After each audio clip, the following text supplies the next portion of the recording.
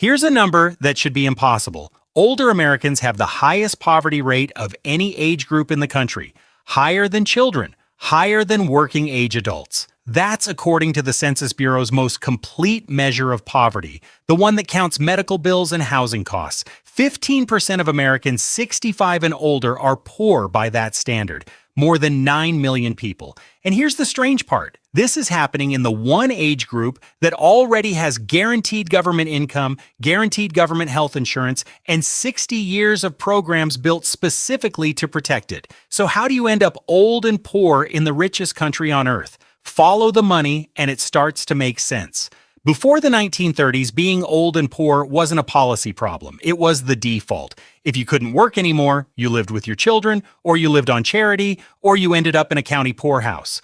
Roughly half of older Americans lived in poverty during the Great Depression. Social Security, created in 1935, was the answer. It was never designed to fund a comfortable retirement. It was designed to keep old people out of destitution. And by that narrow standard, it's one of the most successful programs in American history. It moves more people above the poverty line than any other program the government runs. Then came the second layer. In 1965, Medicare gave people over 65 health insurance, and Medicaid became the payer of last resort for the poorest Americans. In 1972, Congress created Supplemental Security Income, or SSI, a separate cash program for the elderly and disabled poor who had little or no work history. So on paper, the safety net has 3 layers: Social Security for income, Medicare for healthcare, SSI, and Medicaid for whoever falls through. But each layer was frozen in the logic of its own era. Social Security assumed most workers would also have a pension.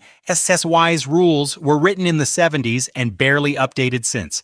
And Medicare was never designed to cover the most expensive thing about growing old, which is long-term care. The economy changed, the rules mostly didn't. That gap is where old age poverty lives today. Start with what being old and poor actually looks like in dollars. The average Social Security retirement check in 2026 is about $2,070 a month. That's the average. Millions of people, especially women, part-time workers, and people who did low-wage physical labor, get far less. And for roughly one retiree in 7, Social Security is at least 90% of their income. Surveys by senior advocacy groups suggest the share relying on it almost entirely may be even higher. There's no pension behind it, no savings behind it. That check is the whole economy of the household. Now put costs against it. The median rent for a one-bedroom apartment in America runs around $1,500 a month.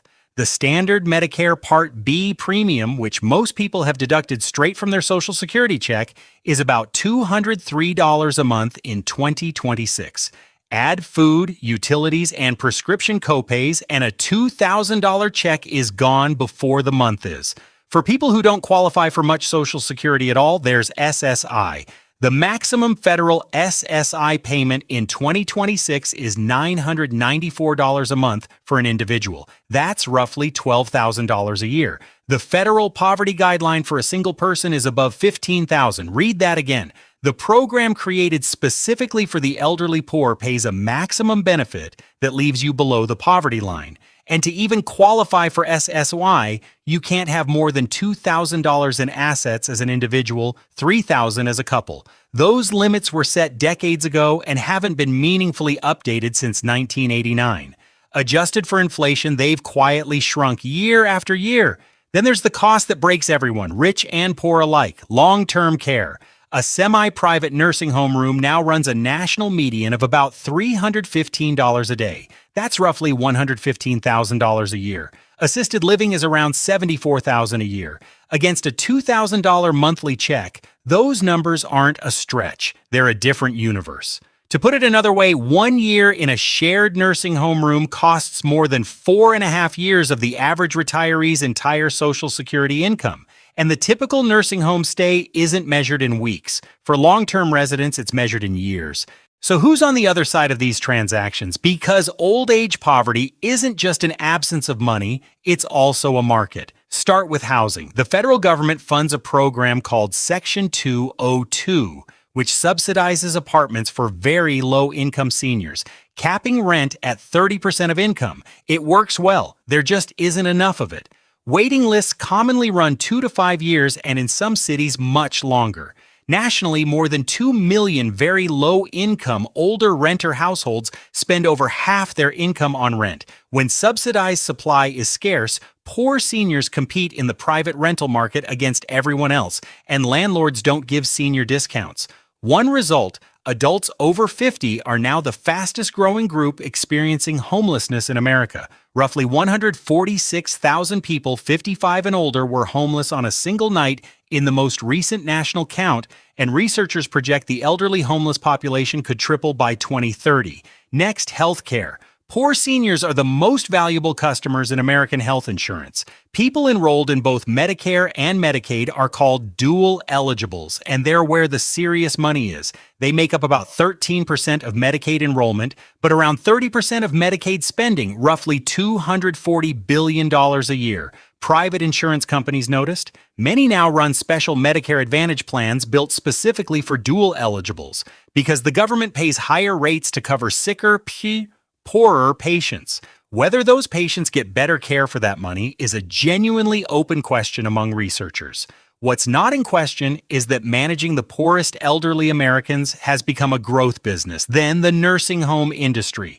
Medicaid, not Medicare, is the largest payer for nursing home care, covering the care of more than half of all residents. Medicaid pays facilities less than private customers pay, sometimes far less. So the business model in much of the industry is to fill beds with a mix. Private payers subsidizing Medicaid payers, with staffing kept lean enough to make the math work. When a resident's private money runs out and Medicaid takes over, the facility's revenue per bed drops. The resident stays. The economics around them change. And at the bottom of the market sits an ecosystem that specifically serves the broke. Rent-to-own furniture, high-fee check cashing, reverse mortgage pitches, and subprime credit aimed at people on fixed incomes. Poverty at any age is expensive to live in. In old age, there's no future paycheck coming to climb out with. Here's the flow of money in order. First, the person pays. Social Security and any savings go toward rent, food, and Medicare premiums. Medicare itself covers hospitals and doctors, but it comes with deductibles, 20% coinsurance on outpatient care, and no cap on out-of-pocket costs in the traditional program unless you buy supplemental coverage. That's a key reason senior poverty looks so much worse once you count medical bills. The Census Bureau's supplemental measure runs about 5 points higher than the official senior poverty rate, largely because of out-of-pocket health costs. Second, when income and assets get low enough, Medicaid steps in. For dual eligibles, Medicaid pays Medicare's premiums and cost sharing and covers what Medicare won't, including long-term care. But you have to be genuinely poor to get there. In most states, that means spending down to about $2,000 in countable assets, and Medicaid looks back through 5 years of your financial records to make sure you didn't give money away to qualify. And that spend down is how middle-class people become poor people. A couple with a house and $100,000 in savings can burn through all of it in under a year of nursing home care. The house is usually exempt while you're alive. After death, federal law requires states to attempt estate recovery, meaning the state can claim reimbursement for long-term care costs from what's left, often the home. So Medicaid functions less like insurance and more like a loan against your estate, made after you've been formally impoverished. Third, families pay. Adult children cover rent shortfalls, buy groceries, and above all, provide unpaid care. Economists estimate family caregiving in America is worth hundreds of billions of dollars a year in unpaid labor. Much of it is provided by daughters in their 50s who cut their own work hours to do it, which quietly reduces their own Social Security benefits later. Old age poverty, left unaddressed, reproduces itself one generation down. And people with no family and no Medicaid slot, they wait on lists, they skip medications, they stay in unsafe housing, or they end up in emergency rooms, which is the most expensive possible place for society to finally pay attention. Some of the biggest costs here never show up as a price tag. There's the benefit gap. Millions of eligible seniors never enroll in the help that exists. SSI, food assistance through SNAP, and Medicare savings programs that pay Part B premiums all have significant numbers of eligible non-participants. The paperwork is heavy, the asset tests are intrusive, and many older people were raised to see these programs as shameful. Every unclaimed benefit is money Congress already appropriated that never reaches the person it was meant for. In practical terms, some of the poorest people in the country are leaving hundreds of dollars a month on the table because the system that's supposed to serve them is too complicated to enter. There's the penalty for working. SI reduces benefits sharply as income rises, and its $2,000 asset limit means a poor senior who saves a small emergency fund can lose eligibility. The program effectively fines the poorest old people for doing exactly what financial common sense says to do. There's the health cost of scarcity. Seniors on tight budgets split pills, delay dental care, which Medicare largely doesn't cover, and skip hearing aids and glasses. Untreated hearing loss and untreated dental disease both correlate with faster health decline. Cheap problems become expensive ones, and Medicare, meaning taxpayers, picks up the expensive version. There's housing instability itself. Research on older adults who become homeless after 50 shows their bodies age dramatically faster. People in their 50s on the street show the health conditions of housed people in their 70s. That gap gets paid for in hospitals. And there's the cost to dignity that has an economic shadow. The studio apartment traded for a car to sleep in, the meals stretched, the thermostat kept low all winter.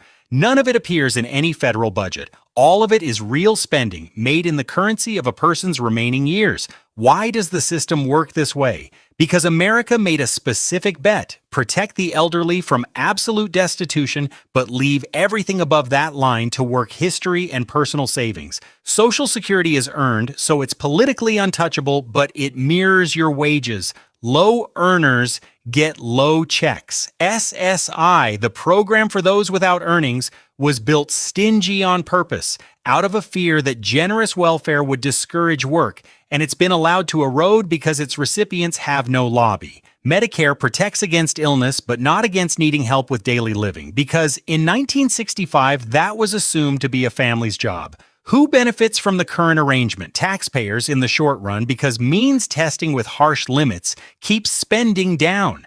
Insurers and providers who've learned to profit from the dual eligible population, and homeowners of previous generations whose wealth passed to heirs before care costs could consume it. Who carries the risk? Anyone who earned little, saved little, rented instead of owned, or simply outlived their money. Increasingly, that's a demographic tidal wave. Roughly 11,000 Americans turn 65 every day, and the half of workers without adequate retirement savings are aging right into the gap this system leaves open. Other wealthy countries pool more of this risk publicly through broader minimum pensions or public long-term care insurance. America pools less and asks the individual and then the family to absorb the difference. So what does the safety net for old and poor Americans actually deliver? A floor, a real one. Without Social Security, senior poverty wouldn't be 15%. It would be several times that.